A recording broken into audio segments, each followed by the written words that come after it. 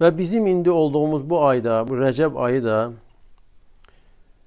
Allah Teala'nın haram ettiği aylardan 4 aydan birisidir. Hansı ki 4 haram ay var. Zulkade, Zülhicce, Muharrem, bunlar üçüsü. Bunlar üçü ardıcıldır ve bir de ki Recep ayrıdır. Yani bu üçünden ayrıdır. Çünkü Zülkade, Zülhicce bunlar Muharrem ayı ardıcıldır. Ve bunlardan evvel ise Recep ayı ayrıca tek gelir. Ve bunlar da yani haram aylardır. Allah Teala bu ayları haram etmiştir.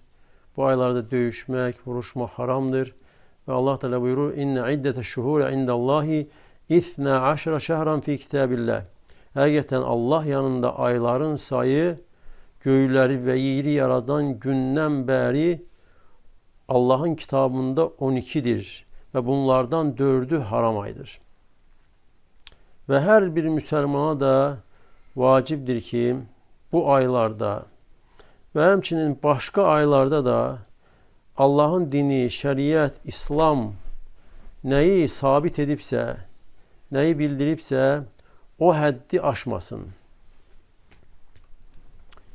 Herhansı bir ayda, herhansı günde və da herhansı həftədə heç kəsdə Allah Teala ixtiyar, icazə verməmişdir ki, bu günlər, bu aylarda herhansı bir ibadəti xüsusiləşdirsin. Əgər Qur'andan və səhih hədislərdən dəlili, sübutu isnad etdiyi bir dəlili yoxdursa, heç kəsə halal deyil ki, bu günlər, bu aylarda herhansı bir ibadəti xüsusiləşdirsin.